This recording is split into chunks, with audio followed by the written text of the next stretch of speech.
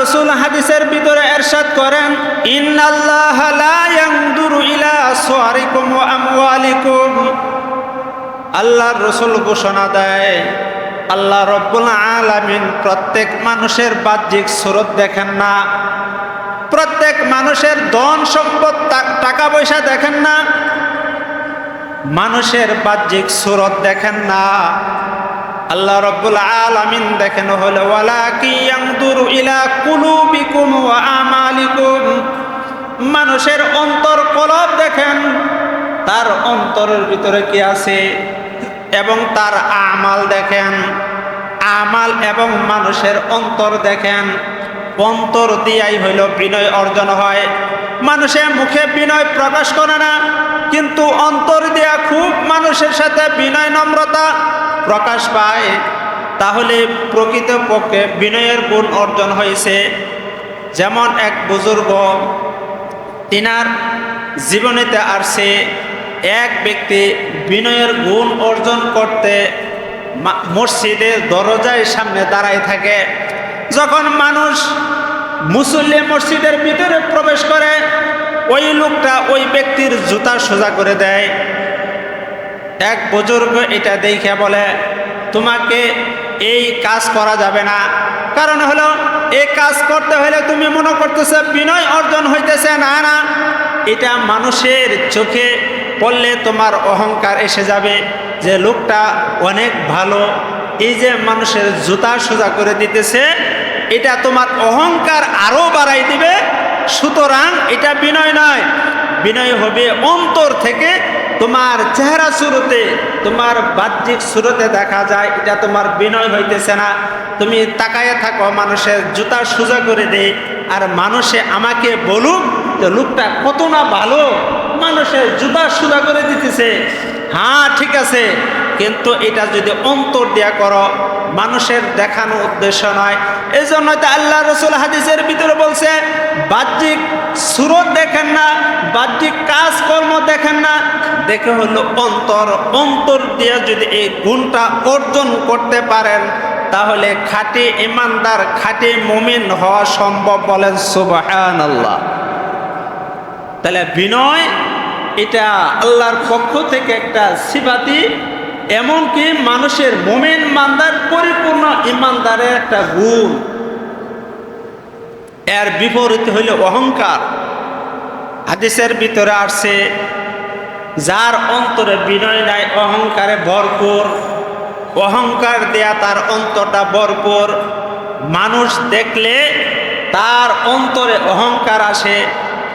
যেমন পৃথিবীর বুকে যখন সর্বপ্রথম পাপাচার শুরু হয়েছে, আদম আলাইহিস সালাতু ওয়াস সালামকে যখন আল্লাহ রাব্বুল আলামিন বানাইলেন, বানানোর পরে যখন তাকে সিজদা করার অর্ডার করলেন ফেরেশতাদেরকে, ওয়াইদ কুল্লা লিল মালাইকাতি ইসজুদু লিআদামা ফাসাজাদু ইল্লা ইবলিস। যখন আল্লাহ রাব্বুল আলামিন সকল ফেরেশতাদেরকে হুকুম করলেন, হে ফেরেশতারা, তোমরা আদমকে সিজদা করো, আদমকে সিজদা করে তোমরা ছোট হও, তোমাদের বিনয়ের গুণ অর্জন হোক। তোমার আদম আলাইহিস সালাতু ওয়াস সালামকে সিজদা করে তোমরা বিনয় অর্জন করো, তোমরা তোমাদের অন্তরকে ছোট মনে করো। কিন্তু সবাই সিজদা করছে, ফাসাজাদু ইল্লা ইবলিস, ইবলিস শয়তান সিজদা করে নাই। তিনি যুক্তি দেখায়, ক্বালা আনা খায়রুম মিন খলাকতানি মিন নারি ওয়া খলাকতাহু মিন্নি, খলাকতাহু মিন নারি ওয়া খলাকতাহু মিন তিন। এই ইবলিস শয়তান যুক্তি দাঁড় করাইছে, আমি কেন আদমকে সিজদা করব? আদম তো হইল আমার থেকে আরো নিম্ন পদের, আমার থেকে আরো নিম্ন স্তরের। কেন? ক্বালা আনা খায়রুম মিন, ইবলিস শয়তান বলে, আমাকে আগুন দ্বারা তৈরি করছে আল্লাহ তাআলা, আর আদম আলাইহিস সালাতু ওয়াস সালামকে তৈরি করছে মাটি দ্বারা। মাটির বৈশিষ্ট্য হলো নিচ দিকে দেওয়া। যেমন আপনি হাতের মুঠে মাটি নিলেন, মাটি যদি ছেড়ে দেন তাহলে মাটির বৈশিষ্ট্য হলো নিচ দিকে যাবে, আর আগুনের বৈশিষ্ট্য হলো উপরের দিকে যাওয়া। এই জন্য ইবলিস শয়তান যুক্তি দাঁড় করাইলেন, আমাকে আগুন দ্বারা তৈরি করছে, আমি কেন নিম্ন স্তরের লোককে সেজদা করব, এই যুক্তি দাঁড় করানোর কারণে আল্লাহ রাব্বুল আলামিন তাকে জান্নাত থেকে বাহির করে দিয়ে এমনকি এমন অবস্থিত বানাইছেন, কিয়ামত পর্যন্ত যত ইবাদত বন্দেগী করুক, আর অতীতে যে করছে ইবলিস শয়তান এত ইবাদত বন্দেগী করছে, পৃথিবীর বুকে এমন কোনো জায়গা নাই যে সেজদা করে নাই। এমনকি ফেরেশতাদের লিডার ছিল, মুআল্লিম ছিল, মুআল্লিমুল মালাইকা। এত ইবাদত বন্দেগী করার পরে এক আল্লাহর হুকুম না মানার কারণে সে বিতাড়িত মর্দু শয়তান হিসাবে পরিচিত হয়েছে। বলেন সুবহানাল্লাহ। তাহলে একটা হুকুম মানে নাই, সেজদা করতে বলছে, সেজদা করে নাই, বিনয়ের গুণ অর্জন করতে বলছে। কিন্তু ওই বিনয়ের গুণ না আইসা অহংকার এসে গেছে। আমি কি কম জানি? আমি কি কম? আমাকে আল্লাহ তাআলা ফেরেশতাদের লিডার বানাইছে, ফেরেশতাদের মুআল্লিম সরদার বানাইছে, আমি ওই আদমকে সেজদা করব, এই অহংকার এসে গেছে। তে বোঝা যায় অহংকার পতনের মূল। এমন বিতাড়িত হয়েছে যে কিয়ামত পর্যন্ত যতই করুক আর অতীতে করছে, তার ভাগ্যে জান্নাতের সুবাস পাওয়ার কোনো সুযোগ নাই। এই জন্যই এখান থেকে বোঝা যায় যার অন্তর কিবরিয়া অহংকার থাকবে, তার অন্তরের ভিতরে বিনয় আসবে না।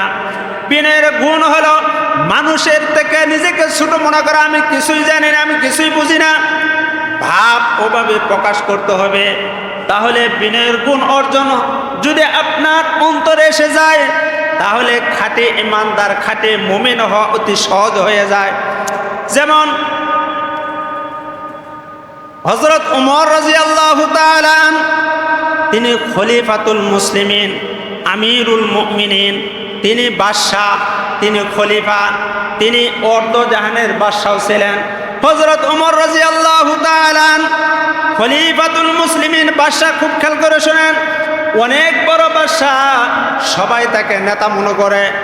মদিনার প্রেসিডেন্ট, শুধু মদিনার নয়, অর্ধ পৃথিবীর প্রেসিডেন্ট এই খলিফাতুল মুসলিমিন হযরত ওমর রাদিয়াল্লাহু তাআলা এত বড় ব্যক্তিত্ব ছিলেন।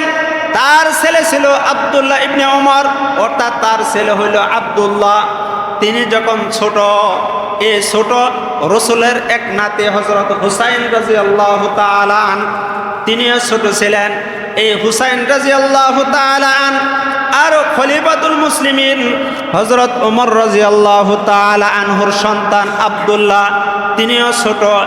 দুইজনে একটু ঝগড়া পাচ্ছে সন্তান আদি কুলাইবানে। যেমন সন্তান, ছোট ছোট বাচ্চারা যেমন সাধারণত ছোটোখাটো বিষয় নিয়ে ঝগড়াঝাটি করে, যেমন হুসাইন রাদিয়াল্লাহু তাআলা তিনি এবং আব্দুল্লাহ, হযরত ওমর রাদিয়াল্লাহু তাআলা আনহুর সন্তান আব্দুল্লাহ, ছোট এই সন্তানের বাচ্চারা হালকা বিষয় নিয়ে কথা কাটাকাটি।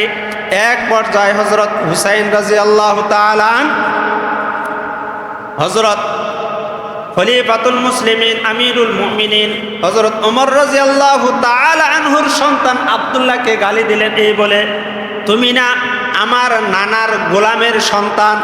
অর্থাৎ হুসাইন রাদিয়াল্লাহু তাআলা এই বলে তাকে তুচ্ছ মনে করতেছেন, তুমি না আমার নানার গোলামের সন্তান, আমার নানা রাসূল করিম সাল্লাল্লাহু আলাইহি সাল্লাম তার গোলাম ছিল তোমার পিতা হযরত ওমর রাদিয়াল্লাহু তাআলা, তুমি না তার সন্তান, অর্থাৎ আমার নানার গোলামের সন্তান হইয়া আমার সাথে ঝগড়া করতেছ। তখন আব্দুল্লাহ, তিনি তো ছোট, তিনি ভাবলেন আমার বাবাকে গোলাম বইলা গালি দিল, আমার বাবা না প্রেসিডেন্ট, আমার বাবা না রাষ্ট্রনায়ক, আমার বাবাকে গোলাম বইলা গালি দিল, আমি নাকি গোলামের সন্তান। এইটা তিনি বরদাস্ত করতে পারলেন না। আমার বাবাকে গোলাম বইলা গালি দিল, এটা তিনি নিজেকে বরদাস্ত করতে পারলেন না। এই জন্যই ওই আব্দুল্লাহ রাদিয়াল্লাহু তাআলা তিনি বাসায় যায়া তার পিতার কাছে বিচার দিলেন, আব্বাজান, এই যে রাসূলের নাতি হুসাইন রাদিয়াল্লাহু তাআলা তিনি আমাকে গোলামের পুত্র বলে গালি দিছে, এটার বিচার চাই। বুঝছেন তো? হযরত ওমর রাদিয়াল্লাহু তাআলা তিনি বললেন, তাই নাকি? তোমাকে গোলামের পুত্র বইলা গালি দিছে, তাই নাকি? হ্যাঁ, আমাকে গোলামের পুত্র বইলা গালি দিছে।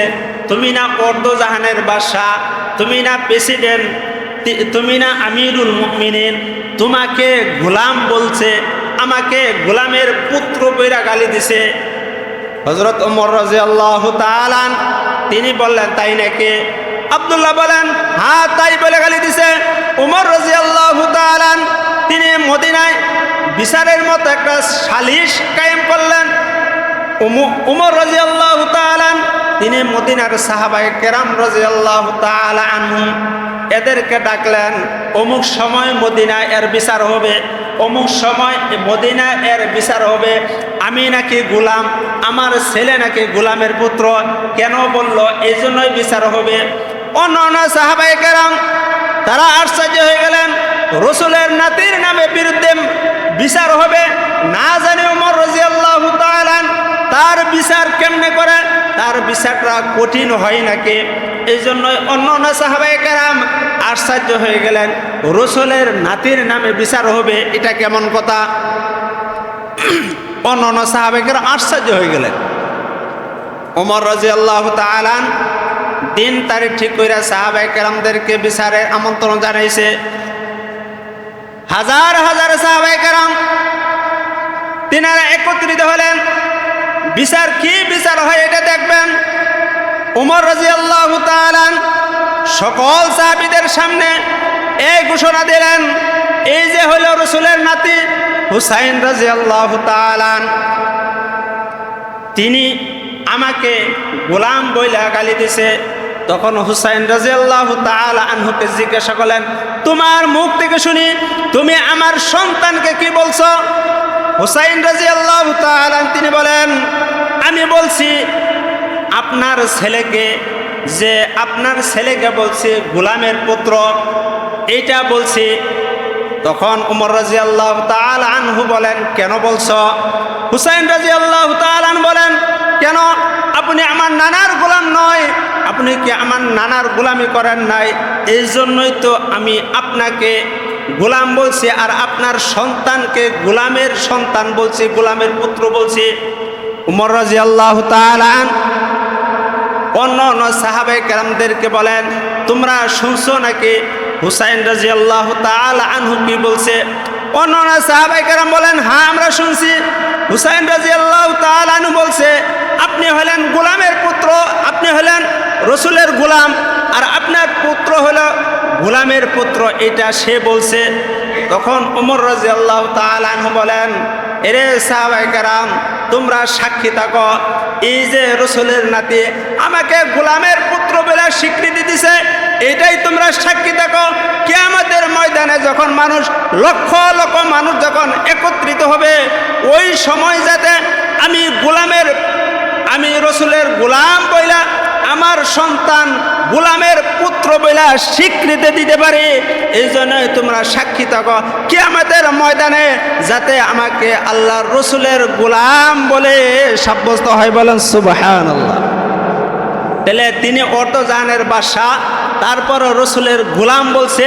এই গোলামের স্বীকৃতি পাওয়ার জন্য, গোলামের সার্টিফিকেট পাওয়ার জন্য হাজার হাজার সাহাবায়ে কেরামদেরকে একত্র করছেন, যে হে সাহাবায়ে কেরাম, রসুলের নাতির স্বীকৃতি দিতেছে আমি নাকি গোলাম রসুলের, তোমরা সাক্ষী থাকো কিয়ামতের ময়দানে যাতে আমি রসুলের গোলাম বলে স্বীকৃতি পাই। বলেন সুবহানাল্লাহ।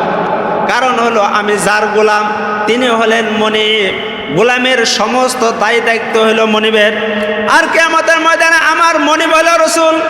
মনিবে গোলামকে রাইখা জান্নাতে যাইতে পারবে না, সুতরাং তিনি যদি জান্নাতে যায় তাহলে আমি ওমরকে নিয়েই জান্নাতে যাবে। বলেন সুবহানাল্লাহ। এই ওমর রাদিয়াল্লাহু তাআলা আনহু তিনি এত ছোট মনে করতেন, তিনাকে আল্লাহ রসুল জান্নাতের সুসংবাদ 2 বার দিছে। বলেন সুবহানাল্লাহ। কয়বার দিছে? 2 বার। তারপরেও রসুল যখন দুনিয়া থেকে চলে যায়, মুনাফিকের লিস্টে এক সাহাবী যার নাম হইল হুযায়ফা রাদিয়াল্লাহু তাআলা, তার কাছে আল্লাহ রসুল মুনাফিকের একটা লিস্টি দেয়া গেছে, যে যে হুজাইফা তোমার কাছে এই একটা লিস্টটি দেয়া গেলাম, লিস্টির মধ্যে ওই সমস্ত ব্যক্তিদের নামে আছে যারা হইল মুনাফেক। সুতরাং এই মুনাফেকের একটা লিস্টই দেয়া গেলাম, পাক্কা নামাজি, খুব পরহেজগার, কিন্তু ভিতরটা খারাপ, ভিতরটা হলো বিনয়ে মুক্ত, অহংকারে ভরা, এদের একটা নামের লিস্টই দেয়া গেলাম হুজাইফা রাদিয়াল্লাহু তাআলা তোমার কাছে সাবধান, এই নামটা মানুষের সামনে প্রকাশ করো না। এই যে লিস্টির ভিতরে এই 50 জন 100 জনের লোকের নাম আছে, এরা হলো মুনাফেক, এই সমস্ত লোকের নাম কিন্তু মানুষের কাছে প্রকাশ করো না। ওমর রাদিয়াল্লাহু তাআলা তিনি যখন জানলেন মুনাফেকের লিস্টে হুজাইফার কাছে আসছে, ওমর রাদিয়াল্লাহু তাআলা বারবার হুজাইফা রাদিয়াল্লাহু তাআলা আনহুর কাছে যায় বলে, এরে হুজাইফা, তোমার কাছে যে মুনাফিকের লিস্টে আল্লাহর রাসূল দেয়া গেছে, ওই লিস্টির ভিতরে দেখো আমি ওমরের নামটা আছে কিনা, যদি থাকে তাহলে আমি ধ্বংস। হুজাইফা রাদিয়াল্লাহু তাআলা বলেন, না, আল্লাহর রাসূল তো নিষেধ করছে, এখানে কাদের নাম আছে এটা বলতে নিষেধ করছে। ওমর রাদিয়াল্লাহু তাআলা আবার আয়সা পড়ছে, আবার তো একদিন পর আবার যায় বলে মনে খটখটানি, হায় না জানে আমার নামটা ওই জায়গায় আছে কিনা। আবার যায় বলে, হুজাইফা আমার নামটা আছে কিনা একটু দেখুনি। হুজাইফা বলেন, না, নাম তো প্রকাশ করতে নিষেধ। এবার ওমর রাদিয়াল্লাহু তাআলা রাতের বেলায় অন্ধকারে আবার হুজাইফা রাদিয়াল্লাহু তাআলা আনহুর কাছে যায় বলছে, হুজাইফা ওই খাতার ভিতরে আমি ওমরের নামটা আছে কিনা। হুজাইফা বলেন, না, এটা বলা যাবে না। তারপর ওমর বলে, ঠিক আছে, নাম বললা না, ঠিক আছে, আমি যদি মারা যাই আমার জানাজায় তুমি শরীক হবা কিনা।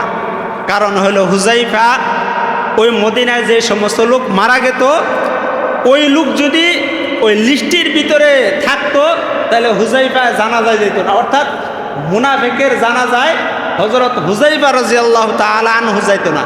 যদি কোনো লোক মারা গেত, মারা গেলে মানুষ খুঁজতো এই জানাজায় দেখি হুজাইফা রাদিয়াল্লাহু তাআলা আনহু আছে কিনা। যদি উপস্থিত থাকে তাহলে সবাই স্বীকৃতি দেয় সে মুনাফিক না।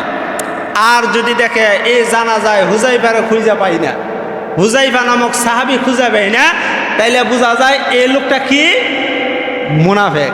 এই জন্যই ওমর বলে, আমি মারা গেলে আমার জানাজায় যাবেননি। হুজাইফা বলেন, হ্যাঁ, আপনি জানাজায় যাবো না, কার জানাজায় যাবো বলেন সুবহানাল্লাহ। তাহলে অন্তটা তাদের ভালো ছিল। এই বিনয় নম্রতার গুণ অর্জন করা দরকার আছে না? আল্লাহ রাব্বুল আলামিন আমাদের সকলকে এই বিনয় নম্রতা এর গুণ অর্জন করে খাঁটি মুমিন হওয়ার তৌফিক দান। সকলে বলেন আমিন।